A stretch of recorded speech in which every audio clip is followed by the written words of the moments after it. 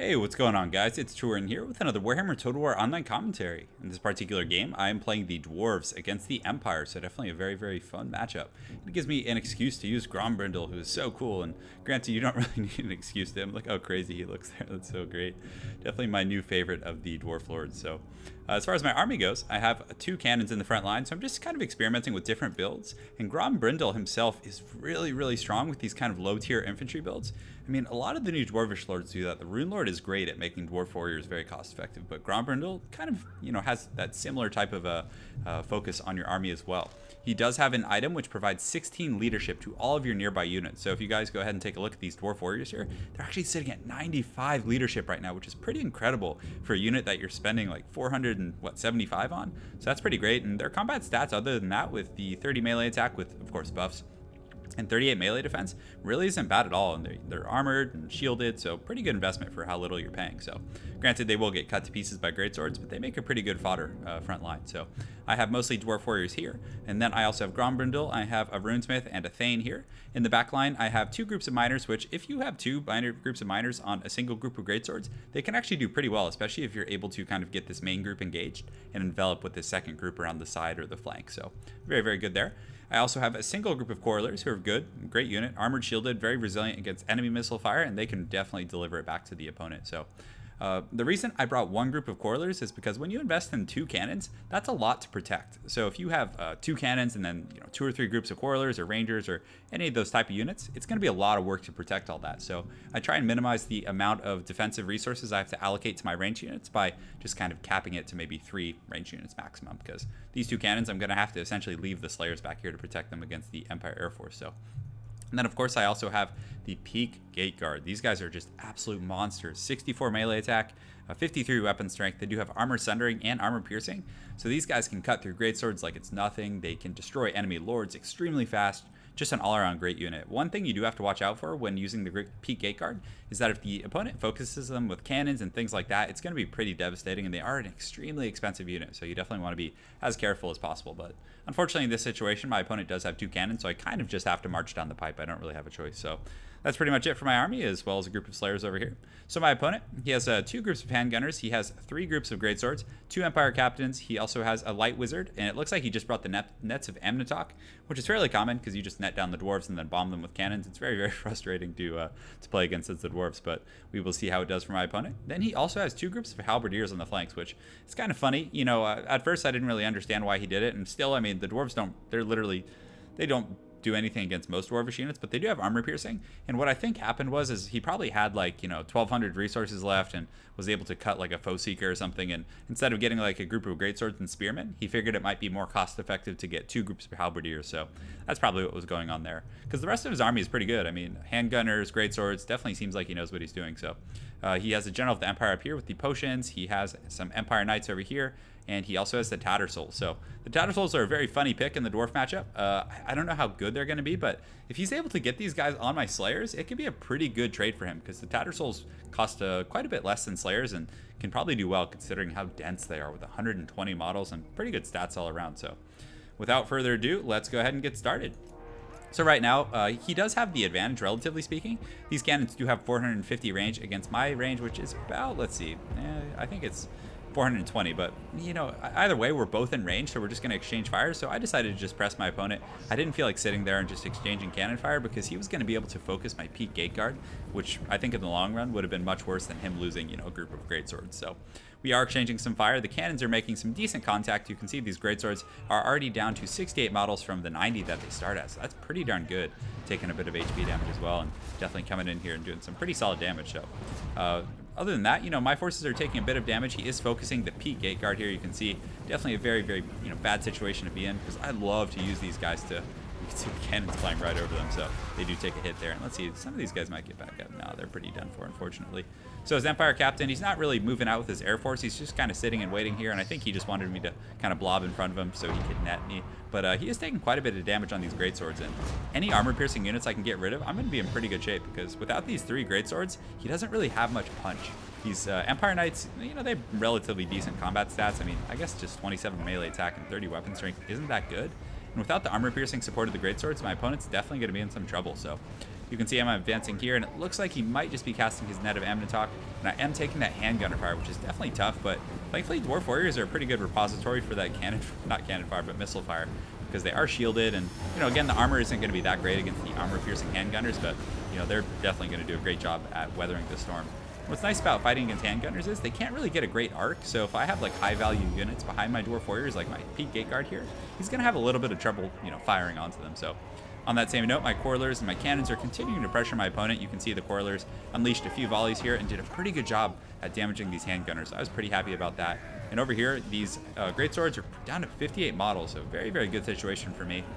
And personally, guys, in my experience, I don't think it's worth it trading like cannon fire unless you want to go for a really atrocious battle, but you know, again, like a lot of people will just focus the opponent's cannons with the dwarf cannons and just, you know, they'll be focusing your infantry, and I feel like it's a much better trade for focusing infantry unless you want to go for that long atrocious game. So my opponent does come in with these Empire Knights, and they do get the Rune of Wrath and Rune, which definitely does some good damage, but he did charge into miners thinking that, you know, they're a relatively vulnerable unit, but they still do have armor piercing. So against Empire Knights, and their stats aren't that different if you really put it in perspective in terms of their just raw, you know, melee attack and those type of abilities. So very interesting there. So in the front line here, the Peak Gate Guard as well as the Great Swords are coming in, and they do have the Rune of Oath and, is it Oath and Steel? I think that's what it is for the 15 armor, but this is a really good situation here because when you have the Dwarf Warriors here, and then these guys kind of saturated in the line, the Dwarf Warriors will take the brunt of these kind of slow, heavy-hitting attacks, and then the Peak Gate Guard can kind of sneak in a few attacks in there, so that's pretty good. But my opponent does have some missile fire kind of pressuring here, but he is slightly obstructed by his own units, so it's not the worst situation for me. Let's go ahead and find Uncle Grom, who's definitely being crazy around here somewhere. So we'll go up and look, and he did land his General of the Empire here, which is definitely risky because the Peak Gate Guard were here, and just a lot of my really powerful units. You guys can go ahead and take a look. His armor is sundered. It's actually down to 53, so that's really bad. And with Grombrindle's 500 weapon strength, he's just going to get devastated. So we can go ahead and zoom in here and look at our crazy uncle here. Definitely ready to say some racist stuff at his Thanksgiving dinner. So he does get knocked over by the Empire captain, but he's definitely doing his best. But this General of the Empire is taking a beating, and, you know, with that sundered armor, he's susceptible to getting chunked very, very heavily. It might seem relatively stable now, but a single good attack from Grombrindle, and you can see look at that attack. That's exactly what I'm talking about. That was a good, like, 25% of his HP almost. And, you know, at that point, he's going to break before my opponent can, you know, even have a chance. And that second attack from Grombrindle in conjunction with the Peak Gate Guard just devastates him. So very, very tough situation for my opponent to be in. So we'll go ahead and get an overhead view to just see how things are going.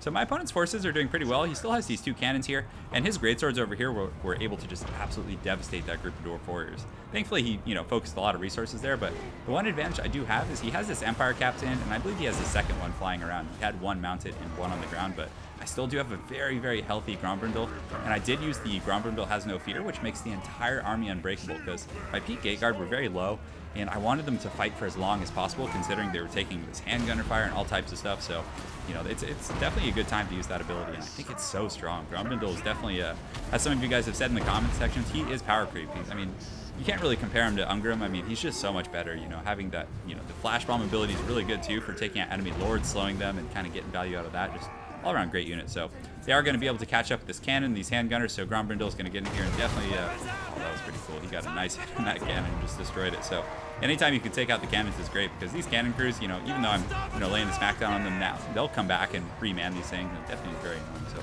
some of these Peak Gate Guardians here are kind of pimp smacking these guys here, and it doesn't look like they're shooting. They're kind of just chilling over here. So as far as pockets of resistance, this was actually a really funny battle that took place. The Slayers kind of collided with the Tattersouls here, so it's definitely a battle to the death with these no armor units just getting down. But let's go ahead and take a look at the stat comparison. So these guys have 49 to the 40 here, and let's see what else. So of course the leadership's 100. The Tattersouls are slightly slower. The Slayers, it looks like, I don't know, there's not enough models left here. They have 38 melee attack to the 43 of the Tattersouls, so definitely a very cost-effective situation. But the Tattersouls don't have like an anti-large bonus or, you know, anything like that, so it's not going to be the, you know, bad. They're not going to be a more well-rounded unit, but definitely in this matchup they're doing pretty darn good. But definitely a battle to the death. So he did have some knights back here, but my runesmith kind of he like routed off the battlefield, and then somehow he ended up back here and he was able to kind of defend these guys, and using the Rune of Wrath and Rune was able to really punish them. But you know, he is pretty heavily armored. You know, he has 120 armor, so these guys without armor piercing aren't going to probably be able to finish him. And you can see that Rune of Wrath and Rune will send them running to the hills here in a moment. So thankfully for me, I do still have 2 cannons online, which is absolutely huge because my opponent over here, he still has quite a bit. He has some handgunners over here. He has some great swords who thankfully we're routed off by the cannon fire, but you know, still it's a very close battle. And over here we have some dwarf warriors, and I think there's some miners mixed in here fighting these halberdiers who they do have very good melee defense, around 40, so it's going to take these dwarves quite some time to get through them. And you can see they still do have the armor piercing, so not the worst situation in the world. So Uncle Grom over here is getting down. There's still a few Pete Gate Guard left fighting. It looks like, yeah, there's a Thane and Grombrindle, so we'll see how he does here. And you can see he hits like a truck. He has that armor piercing at 500 plus, so he just absolutely decimates enemy heroic units if you can actually get him tied up. So him and the Thane are going to get down over here, and hopefully we'll be able to finish off the last of this cannon crew. They're definitely bloodied up from this long battle, but unfortunately for me, my opponent's Light Wizard is still online. He's locking down my heroic units. He's shooting me with these handgunners up on the hill, but thankfully that Thane is able to finish off that cannon. So this threat, relatively speaking, has been neutralized, so I don't really have to worry about this cannon crew. Although I suppose there is one cannon. It looks like this great cannon crew is going to come right into Grombrindle here, which is definitely not a favorable matchup. But they do get a charge bonus. Let's see what their charge bonus is. I'm actually curious what the charge bonus is on these guys. Let's see here. So the great cannon has, can I actually see it? Yeah, it looks like it's 5, so pretty negligible to say the least. But Grombrindle, despite it all, is still eager. He's still in great leadership, despite the fact that he's at like 15% HP. He's fighting shoulder to shoulder with the Thane here, and they're just doing their best to finish off the last of the Empire forces with the support of those cannons over there. So the cannons, you can see they're coming in and hitting the greatswords. I probably should have been focusing these handgunners over here, but I really wanted to finish these guys because they hit pretty darn hard and they were kind of blocking my troops out. And I figured if I got rid of the greatswords that I could then kind of start chasing down the handgunners. But you can see the cannon fire, I actually did indeed switch it over here, and I think that actually broke them, which is great.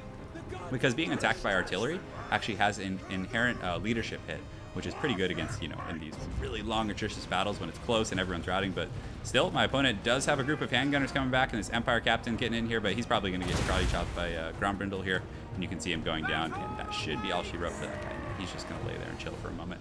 So some of the dwarves were able to win over there in that last battle that I was showing you guys, and they're going to just charge down the hill. And I think these are actually Longbeards, so definitely a good situation for me to have a very healthy group of Longbeards here. So even if I did lose Grombrindle and, you know, this Thane, I would still have this group here that's going to be really resilient, as well as those 2 cannons, and it looks like I have some dwarf warriors who just came back from route. But they are chasing down this guy, and that Thane actually just jump kicked him, which is always awesome. And Grombrindle seems like he's pretty fast. What's his move speed? I think I actually just used Foe Seeker. So let's go ahead and see. Yeah, we're not going to get an accurate reflection, but I think he's pretty quick. Yeah, compared to, you know, Thorgrim and those other troops, I bet he's a little faster, but it'll be interesting to see once this buff wears off. So the cannon fire is continuing to support, and it has shattered these greatswords, which is a good situation. And I think this guy's actually going to get his head chopped off, if I remember correctly. So you can see crazy Uncle Grombrindle getting in there, definitely going to smash some skulls. And oh man, he just crushed that guy. Definitely one of my favorite clips I've seen in a Total War game recently. So over here, he does have a group of handgunners, which is scary because these guys are armor piercing. So a few really well-placed volleys on either of these heroic units could take him out. And you can see Grombrindle is down to 666 HP. So definitely a very, very close battle, to say the least. And thankfully for me, I was able to get that Empire captain, or not captain, but general of the Empire very, very early on. So that was a very, very fortunate situation for me. But we'll go ahead and fast forward a little bit because there's a bit of chasing here and it takes some time. So most of these troops did shatter off, and I do have a group of Longbeards over here just making sure that those handgunners don't come back, because a group of 42 handgunners is going to be very, very strong in this last battle. But at this point, he does get back to my cannons, if I'm not mistaken. I didn't have the resources to defend them back there. So both of us are kind of just reforming our battle lines. I get a Rune of Wrath and Rune over here, which is so good in this situation. You can see it does a little bit of HP damage, although I wasn't able to show you guys that. So as far as my army goes, I have a cannon crew here. So there was still a live cannon here. So it looks like, I think they're all still in good shape, and I have a pretty healthy cannon crew. I mean, healthy is highly subjective. By healthy, I mean there's plenty of models here, so they can definitely man these cannons. And I have a Runesmith who's at about 5%, a Thane who has 63 HP, 64 here, and Grombrindle has 666, the sign of the beast HP. And my opponent does have a group of halberdiers who are steady, a relatively healthy group of greatswords who are shaken. So they're probably going to have a bad time, but this is definitely the final battle. So I'm trying to get these guys on this cannon here so I can just shoot them without, you know, having to engage right away and wear them down. And, you know, despite all this, I do have a group of Longbeards over here, so worst case, they can probably come and clean up. But this is definitely going to be a cool, cataclysmic way to finish the battle. So you can see the Rune of Wrath and Rune here doing quite considerable damage, hitting them for about 70 HP a tick and taking out a few models in the process, so pretty strong. And unfortunately for me, the cannon, I tried to like path it back, but something got a little screwed up there. So at the very least, it's going to be bait, and my opponent will charge into it, but it looks like all of his troops did indeed shatter when they saw the White Dwarf come their way. So very, very well played. That was a fun game for sure. I just love Grombrindle. He's definitely my new favorite lord. just probably in the game in general. Just the way he looks, the thematics of him, his unbreakable ability is so good. I mean, you guys saw it, made those peak gate guard really push the tempo there at the end, and just having that flash bomb ability is really strong as well. So good game to my opponent, Old Man Jenkins. I look forward to seeing you again on ladder. Definitely an interesting army composition with the Tattersouls again. Look at 100 kills on those Tattersouls. What did they even kill? They must have cut through some miners or something. So very cool use of those guys. But again, great game to my opponent. Look forward to seeing you again on ladder, and I hope you guys enjoyed that Dwarf cast. Have an excellent night and take care.